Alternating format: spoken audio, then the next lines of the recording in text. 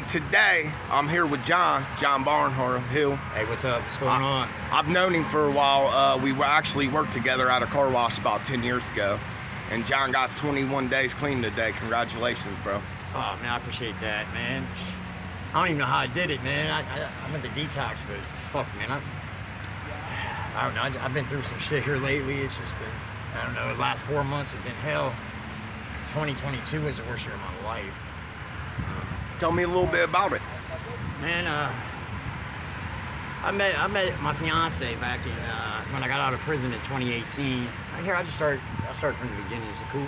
Yeah, go ahead. All right, so we got 10 minutes. All right, so I'm just like everybody else. I just tell you, I was smoking pot, doing all that shit. Start doing coke, learn how to cook crack. Next thing I know, I'm a full-blown crackhead.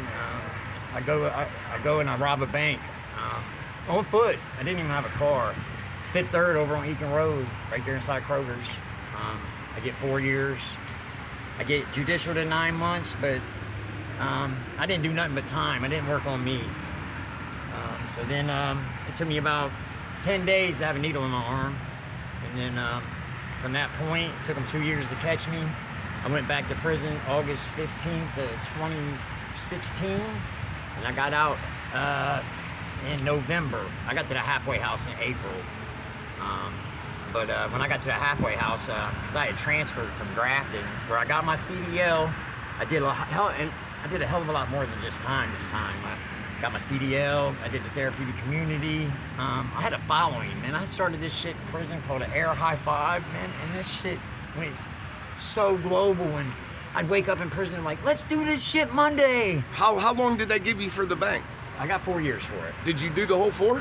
Yeah, day for day. And then PRC, I got off PRC 2.5 years early. I was clean, doing all the right shit. But my addiction ain't just drugs, it's women. So I met my fiance. I fell in love, and she was doping, tricking, and doing whatever she had to do, but I fell in love with her. I'm driving a semi-truck. You ain't turning another trick or sucking another nothing, you know what I mean? Because that's my chick. Right. Like, so I spent about $30,000 on dope I never touched. But she got clean, and being the addict that I am, always addicted to something, we was living a good life, and I'm like, let's go get a bottle of 3 olives. So fast forward to about 4 months, we're alcoholics. Drinking every night, spending $500 at Cole Swindell concerts. It was stupid, but I was making more money than I ever made before, and I was still sober because I wasn't doing drugs, I thought. But Stephanie got pancreatitis, damn near died.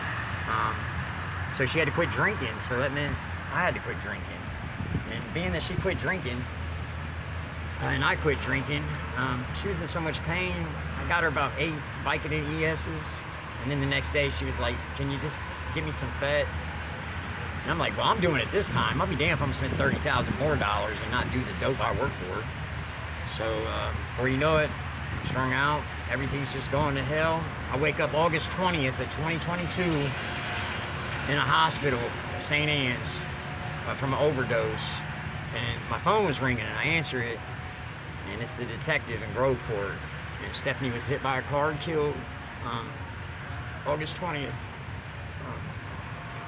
He wouldn't even tell me she died. She got fired from the Waffle House. I did some dope. I died on a half a tenth. And after I got off the phone, I looked to my left, and all my fentanyl that I just died from was beside me. Somebody dropped the ball somewhere. I found all my dope, so I'm like, Stephanie, I'm coming too, and I did it all. Since Stephanie's died, I've had 27 doses of Narcan. I've had my chest hit with the electric paddles twice. I had to learn to swallow again. It took me 4 days to swallow 1 piece of ice. It's just been hell. So then I burnt every bridge I had. Hell, I ripped my own mother off for $400. I've done a lot of dumbass shit. But I wake up on the 12th of December, and I'm like, man, that's it. I'm done. I'm gonna sell these food stamps. I'm gonna get high one last time. So, being the crack monster that I became, I sold my food stamps, trade them for crack and a little bit of cash, get some cigarettes, and I go to detox. After I get done at River Vista, they send me to the Phoenix program, and That's a good program. If you guys know anything about sober housing, that's a good deal down there. But they wanted me to wait 90 days to go to work, and I didn't have 90 days. So right now I'm going to AA meetings 3 times a week, and I go to an outpatient thing at the methadone clinic because I'm on methadone. I take 80 milligrams every day, but I think I'm going to stay right about 80. Like I said, I only got 21 days. Do I have it whipped? Hell no. Am I ever going to have it whipped? Hell no. I know I'm not. This is the best I've ever done without a probation officer, a judge, or somebody threatening me with prison to get clean. And if anything I've been threatened with is losing the love of my life and knowing that I was disappointing her in heaven. And I know she's proud of me right now. Man, I've never lost anyone. I used to say my grandma is 90 driving around Lancaster. She died last month, so I can't say that anymore. 90 years old. 90 years old, she died. She was 89. And still had her license? Yeah, she was still driving around. But yeah, so now I lost my brother. My brother put me to work. Like, we're trying to start our own appliance company, and we're doing a hell of a thing. But we was doing it when I was cracking. We was doing it then, and we'd already have our store and everything. But no, not me. You know, I messed all that up. So, but being that I got these days clean, he actually gave me another chance. And that's what I'm doing now. Is working with him every day. You know, I come out here to dose. I ran into Jared, and I think it was longer than 10 years ago, but I think we did that clean a card thing such a long time ago.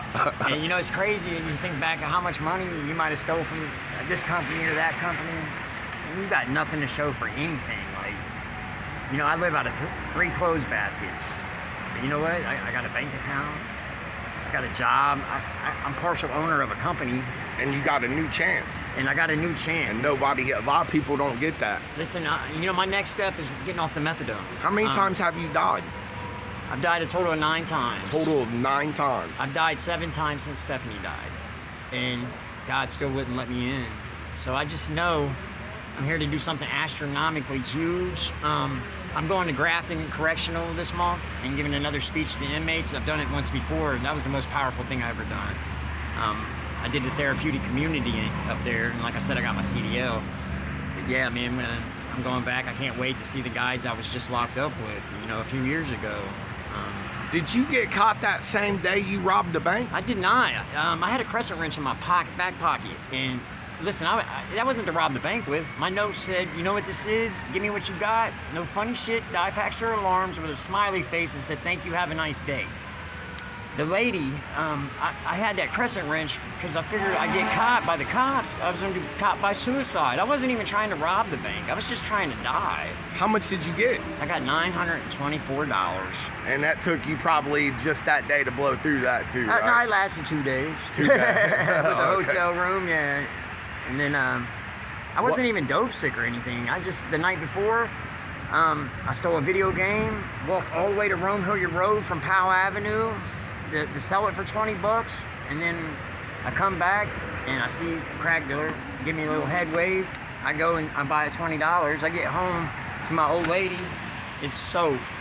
She looked at me and she said, "You did the real dope," and brought me home soap. How old are you, John? I'm 44 years old. 44 years old. What are you gonna do this time to make things better? Man, I'm gonna be dad. I'm a grandpa now. My granddaughter Kinsley, you know, Stephanie never got to meet her, but man, I'll never forget the day they called and said that, showed us a picture of the test. Stephanie screamed and yelled, and we thought for sure that it was John the third, because my son's John the second, and we thought for sure it was a boy. And at the gender reveal party, the balloon popped and it was all pink. And my son just stood there, and I did too, and we were in disbelief. But how can you be mad? You're still gonna be a grandpa of a beautiful baby girl. Right. Barnhills don't make ugly babies. I don't think anybody makes ugly babies. But you know, that popped, and I told him, I said, you know, never mind, boy. I'll get your sister to do this shit.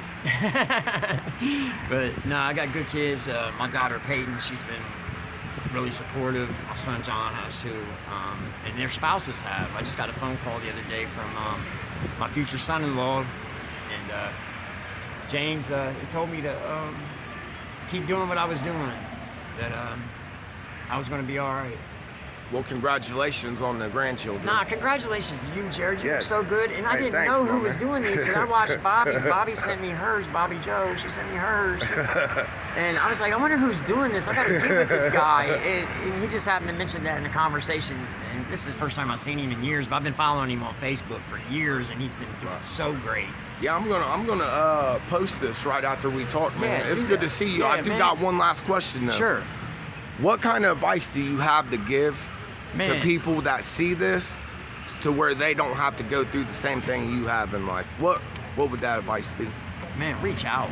Reach out. There's so many organizations and people that'll help you out here, man. 380-895-2777. Call me. Maybe you'll help keep me clean for another day. You know, call me.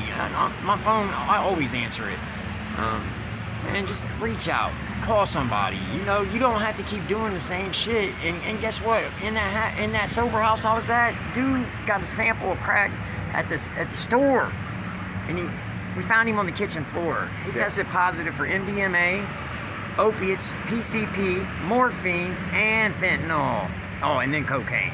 Well, From one hit of crack. I think my file's running out. Okay. I'm on my phone, man. Nah, you're but good, man. We're gonna Listen. do an update with you, John, man. Yeah, definitely. Make sure you stay in contact, Jerry. Yeah, Hey, bro. Thank you. Hit me up. Later. Later.